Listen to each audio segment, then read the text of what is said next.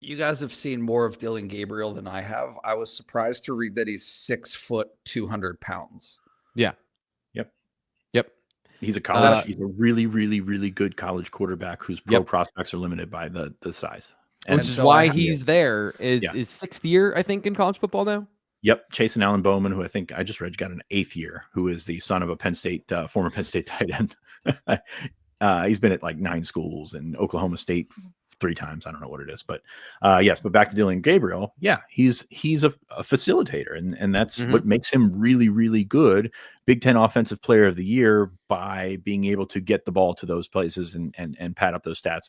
Not pad those stats, but get those stats up because of the talent that he has around him. And he's a talented player. Don't get me wrong. I'm not selling him short or anything like that. But in terms of what he does best is helps get that ball to the players that can make everybody look good. Absolutely. And so going back specifically to that Wisconsin game, which feels like the way that's the blueprint in my mind of how Penn State succeeds. Dylan Gabriel had a bad night. You can force him into some bad decisions. You can make him make mistakes, because James Franklin said he always looks comfortable back there. You're not going to throw anything at him you've never seen before. But when you do make him uncomfortable, he does look like a college quarterback. So I think that is a part of the conversation. We've got a couple questions here in the chat, but I want to make sure we have time for this. And this is our game predictions. So all of that factored in, do the math. I won't do any math. I'll just let you guys do the math. Where do we see this one going? And I'll start the bidding with Greg Fischel. I want so badly to get the monkey off the back for James Franklin. Is this the time that Penn State breaks through and beats a top 5 team? Fitz, what do you think? I think you were throwing it to Nate. Yeah, I should. Nate, I've got. What do you think? No, we'll go with mine. We'll play like I said, the runway up to Nate as always. But I've got. I don't have it happening. I think Penn State's injuries up front, specifically at tackle on both sides of the ball, are something that's tough to go up against. Oregon's a fantastic football team. 31-24 is what I've got. They're a little bit fresher. They're a little bit healthier. And yeah, I think this can be a real dogfight. And I think both teams will try to run. I'm curious to see what success either team has running the football, but I can see it being a touchdown game. I think I thought Vegas was a little bit closer than I thought it would be. I thought it would be 5.5, 6.5, or maybe 6, something like that. But hey, Penn State's a good football team. Oregon's a really, really good football team.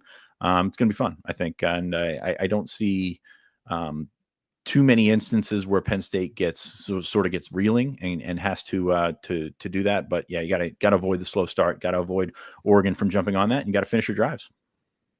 Nate, I am a person who eats my vegetables first, and I like to save my favorite thing on the plate for last. So, do you have good news for Greg? Do you think Penn State can get it done and get the monkey off James Franklin's back? What about you? You have to go first. Well, so there's some technicalities here. I want you to go all right, first. fine. I'll go. All right. I use this video later in the week, and I need you guys to do it so that I can do it later. All right. So here's the deal. Why not? Why not?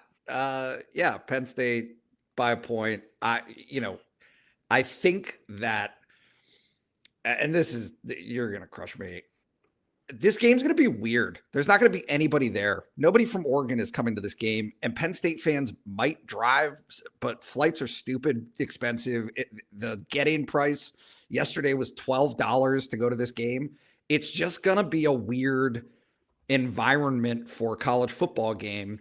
I think that Penn State defensively has the ability to slow them down, right, to the point where it's enough to drag Penn State's offense kicking and screaming along the way, right? And the experiences, I wrote about this, the experiences that Penn State has had this season, I think are indicative of a team that has learned how to win as a team. I'm not sure that Oregon has faced, again, I don't cover Oregon, so I'm not, obviously, they pulled out the Wisconsin game.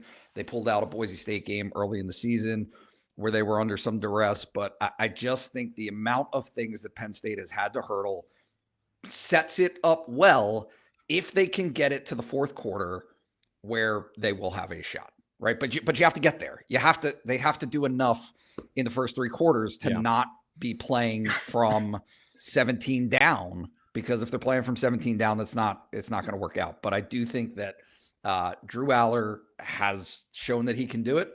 I think that Andy Kotelnicki has shown largely that he can do it. He again, this is redemption time for him. And glory of all glories, it's not Ohio State. They're not Ohio State. And so James Franklin coach teams that for James Franklin to go into this game and look at that uniform instead of the scarlet and gray, I think makes just some tiny bit of a mental pizzazz difference. So we'll see. Yeah. KJ Johnson, he's here. He says, I don't see a Penn State win on Saturday, but he wants them to play well. He wants the look like. He wants to be proud of his team when they get to the end. He says Oregon 31, Penn State 21. And I think that that's a be on the field. It's a make them bleed situation, I think, too, of if you can find a way to expose this team and there's sharks in the water going into the playoff, you've done your job. The job is to win. Let's not get into moral victories. The job is to win, and they have the opportunity to win. I think Nate has. We've all outlined how they can do that. Doing that and making that happen is going to be very hard. One last thing here from Matt. He says, "Great show as always. First time in a while listening live." He says the payout for making each round of the playoff $4 million, $4 million, $6 million, $6 million. Is there a payout from this one, Nate, for making the conference championship game as well? I don't know that as a fact, but those are also what's on the line in this situation. So I just wanted to put that in, some great information from Matt as well. I also might be lagging, so I apologize if this is all coming off herky-jerky here at the end. My prediction, just to put a button on all of this, is I have given Penn State the benefit of the doubt. I have given them so many points that they didn't get in this season, and I've been burned. So I'm going 24-17, despite what this says. 24-17, Penn State.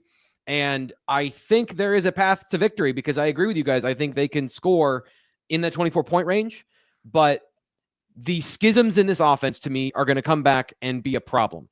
If Andy Kotelnicki was running the full throttle, high octane Andy Kotelnicki experience with an option quarterback, you can mitigate a lot of these problems. They've optioned defensive tackles. They've created space where there is none. But that sandpaper in the offense has caused these problems in the run game, which then compounds in the passing game. So if they can overcome that through scheme and guile and players playing great, then I think they can win. I just have a hard time against a really good defense that is disciplined. These linebackers come into the whole square. They do not run and chase and over pursue when you don't threaten them with something extreme. And so that's where I am with this game. I think they can win, but my prediction is Penn State 24-17. As always, you guys get the last thoughts here on the show. Fitz, you can go first. Yeah, it's going to be fun. I agree with Nate. It's going to be a different atmosphere. I don't think it's going to be full because of, hey, let's be honest. Both these teams expect to go to the playoffs, and people are saving their money for the playoffs. I don't blame them one bit. But it's going to be indoors. It's going to mitigate the outdoor element of that Wisconsin game that Oregon had to play in. It's going to mitigate some of the stuff that Penn State's had to play in as well. So yeah, anything can happen. I'm excited to see it. Hopefully the turf doesn't jump up and grab any Penn State players like it did a couple of weeks ago at their last time out there on the turf. But yeah, I'm looking forward to it. Hey, football's fun, man.